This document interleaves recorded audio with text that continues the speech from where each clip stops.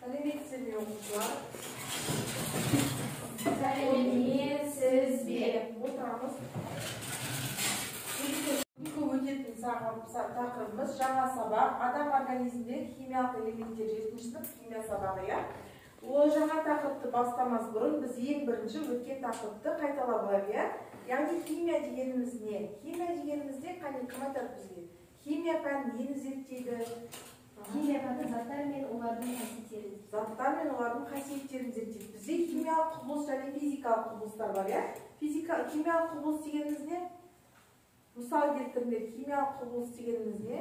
Мысалы, химиялық құбылыс дегеніміз, мысалы, ағашты жандырып тастасақ, ол орнына келеді, қалпына келеді. Ал физикалық ол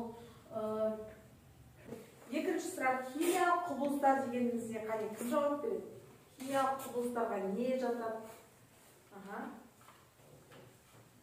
Заттар құрамында молекулалар өзгермейді. Ал химиялар наоборот өзгереді. Енді келесі сұрақ балалар. Химиялық элементтер бар, иә? Химиялық элементтер әртүрлі топтарға бөлдік, иә? Ең бірінші топта химиялық элементтер қалай атадық біз? Әр топқа өзімен жаңағы химиялық топтың атауын бердік, иә? Кестеде, Менделеев кестесінде. Бірінші топ, мысалы, қандай элементтер? Сүтлес, жер. Бірінші топ қандай металдар? Сүтлілік металдар сосын. Сүтлілік жер металдар сосын.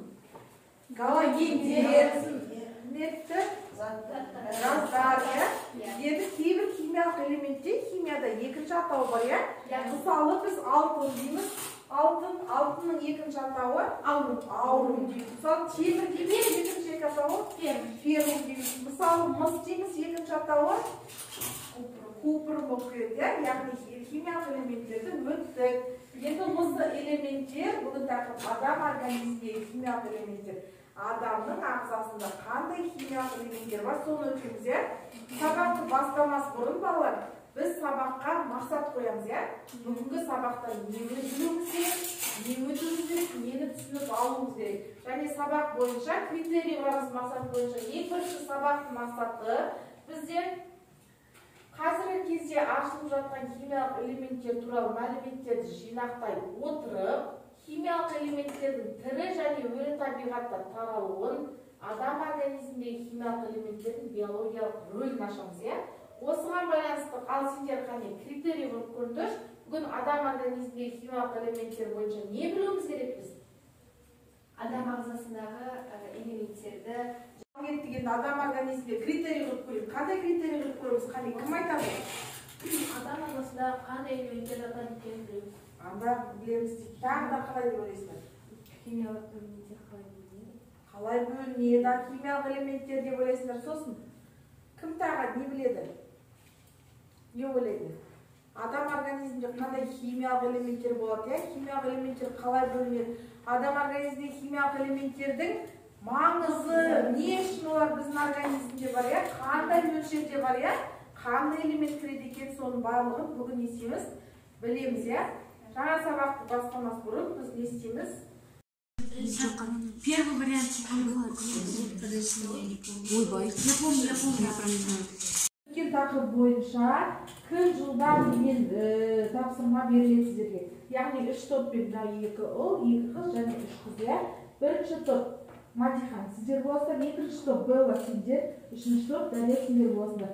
Яғни бірінші топ азот атомын алады, екінші топ көміртек алады, үшінші топ күкірт алады. Осы атом бойынша барлығын атомның құрылысын жазып шығамыз. Және SPD3 элементтер бойынша жазып шығамыз. Атомда қанша нейтрон, қанша электрон бар, және де SPD электрон жұптары бойынша есептейміз. A4 қағазына жазамыз.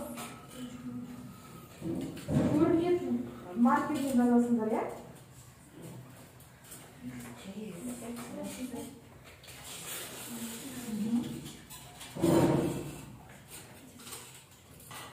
Ал қане бұл тапсырма бойынша кім орындап болды?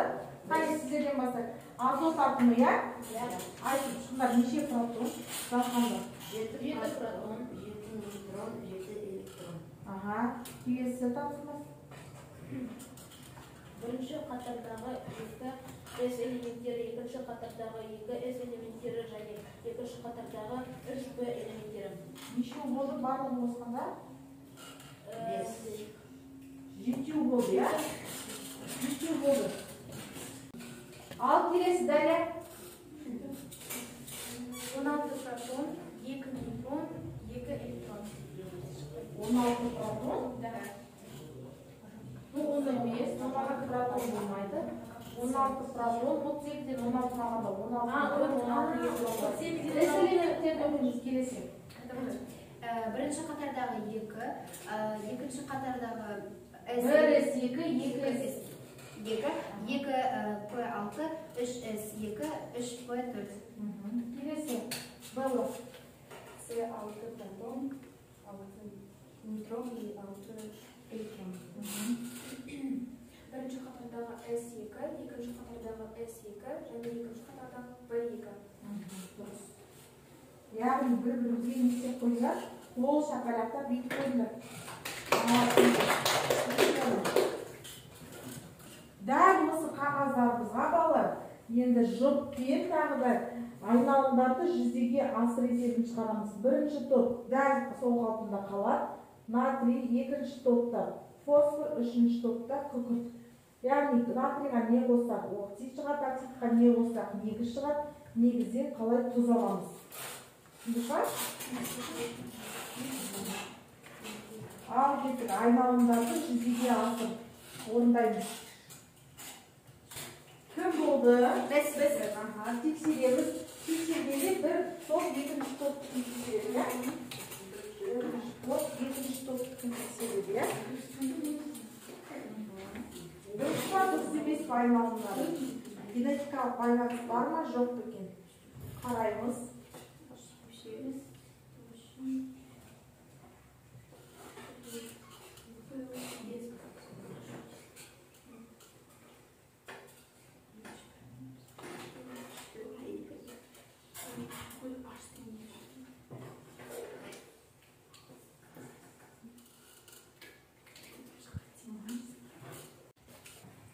Сонымен қатар элементтер дегеніміз ағзаға түскен барлық элементтер химиялық үшке бөлінеді. Макроэлементтер, микро және ультра микро элементтер болып бөлінеді.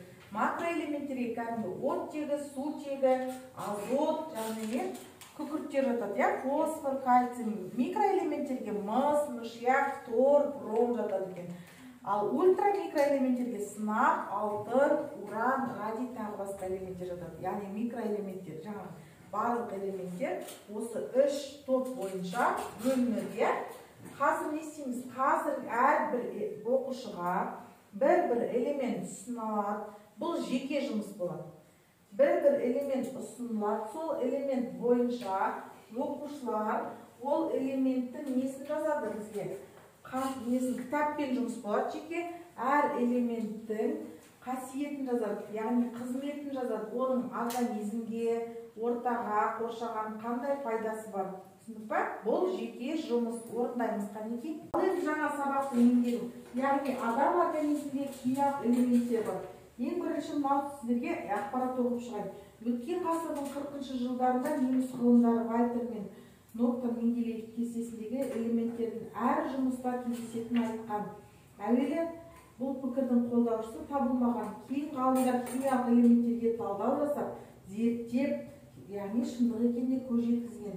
Жер бетіндегі барлық тірі ағза, оның ішіндегі адам қоршаған ортамен тығыз қарым-қатынаста өмір сүреді. Тіршіліктің заңы ағзаға үнемі зат алмасып тұруын талап етеді. Ал ағзамыздағы химиялық элементтер жеген ас пен ішкен суымыздан түзіледі екен. Кейбір ғалымдардың айтуынша, ағзаға түскен химиялық элементтердің әрқайсысы белгілі бір биологиялық қызмет орындайды. Яғни осы бағытта 30-ға жуық барлық элементтер биологиялық, яғни ағзада өзінің қызметін атқарады екен. Сонда ағзамызда химиялық элементтерге бай екен. Ал болсақ, енді оқушылар әрбір элементті толтырдық. Каждый элементтің несін адам ағзасына пайдасы немесе зияны бар екен оқып шығамыз. Қане, Белла, сенде қандай элемент? Темір. Темір 75, алюминий, каназды қабығы пайда болады. Жұмыртқада қара 200 грамм болады. Сүйекте және қант құрамында кездеседі. Сүтте, балықта болады. Дәлел. Адамға күніне 400 миллиграмм керек. Жетпесе күнілікке құбылады. Адам күніне 400 миллиграмм керек. Жетпесе күнілікке құбылады. Адамға күніне 400 миллиграмм керек. Жетпесе күнілікке құбылады. Жасыл көкөністерде авокадода балықта кездеседі. Динара қандай емес? Фосфор. Күш-қуат көзі D витамині реттеп отырады. Тістің мықты болуына әсер етеді. Етте, сүтте кездеседі. Келесі тамыз. Мыс адамның шашында пайда болады. Жетпесе шаш тез ағарады. Картопта сәбіз алма да болады. Келесі мадияр. Селен иммунитет жүйесінің қалыптасуына әсер етеді. Жетпесе бұлшықет әлсірейді. Теңіз өлкелерінде есе болады. Келесі. Иммундық процесті қалыпты, алтын иммундық процесті қалыпты етеді. Тамақ ауруларын емдеуге көмектеседі. Алтын қоспасы медицинада қолданылады. Енді түсіндіру. Оқушылар барлық жаттығулардан шаршап, сергіту сәтін өткізуге. Сергіту сәтінде ортаға бір оқушыны шығарамыз, кім шығады бізге? Мен Келе ғой дәле. Дәле келе ғой. Дәле келе, кел. Оқушыларға қарап тұрасың. Мен Дарияның артында ақ қағаз алдым, бүгінгі өткен элементтерді біреуін жасырам. Мысалы, мен біреуін жасырамын. Қандай элемент жасырам? Мысалы, мынандай элемент жасырдым. Дария көрмейді, бұл элементті білмейді. Ал енді бұл элементті сіздер сипаттайсыңдар. Дария оны не істеу керек? Тауып алу керек қандай екен. Ауызбен ауызша бұл элемент қандай, қайда қолданамыз? Қане олжас, бұл элементті қайда қолданамыз? Медицинада қолданылады. Медицинада қолданылады. Сосын не үшін керек? Тамақ ауруларын емдеуге көмектеседі. Иммундық процесті қалыпты етеді. Қандай? Медицинада қолданылады. Алтын дұрыс айтады. Кері байланыс үшін сабақты қорытындылай келе сіздерде 2 жұлдыз бір тілек бар, немесе не деп айтаймыз қайсы? Бутерброд әдісі дейміз, яғни мынау жаңа қағазға не саламыз? Нанды саламыз ең бірінші. Міне мысалы қараңдар. Менің қағазым, менің қағазым. Мен бірінші жерге мысалы нанды салам. Содан кейін қараңдар. Мынау менде не? Бургер істейм, бургер істейм. Бұл тоқаш, тоқаш. Екінші соңға не салам мен? Ет. Сиыр салам. Колбасасы бар, сосын бар. Салаттың листиясы бар. Сосын тағы нан салам, яғни не істейміз? Сабақты қорытылаймыз, кері байланыс. Яғни мен бүгін сабақтан не алдым? Мына жерге жазасыңдар. Яғни сендер жаңадан тақырыпта адамның құрамындағы, ағзасындағы элементтерді білдіңдер, оны жабасыңдар, міне нанды колбасаның үстіне нанды қойып. Келесі, содан кейін не істейсіңдер тағы да? Адам ағзасында осындай элементтер не үшін қажет екен? Каждый элемент не білдіңдер? Соның барлығын осылай орап, өздеріңе не істейсіңдер? Бургер, бутерброд жасаймыз, ал жемсек бастайық, жазамыз. Кері байланыс. Түсіндіріліп оны. Енді бүгін сабақты қорытындылай келе, сабақтың мақсатына жеттік па, жеткен жоқпыз оқушылар, соны анықтайық, бастапқы сабақтың мақсатын қайталап кетейік. Қазіргі кезде ашылып жатқан химиялық элементтер туралы мәліметтерді жинақтай отырып, химиялық элементтердің тірі және өлі табиғатта таралуына, адам өміріндегі химиялық элементтердің биологиялық рөлін айқындай ашу. Яғни біз білдік па, таныстық па химиялық элементтердің адам организміндегі? Таныстық. Адам организмінде қандай химиялық элементтер болады екен? Калий. Яғни адам организмінде 30-дан артық химиялық элементтер бар, химиялық элементтер 3-ке жіктеледі, қандай 3 топқа жіктеледі екен? Макроэлементтер, яғни 3 элементтер болып келеді. Сонымен бүгінгі сабағымызды тамамдаймыз.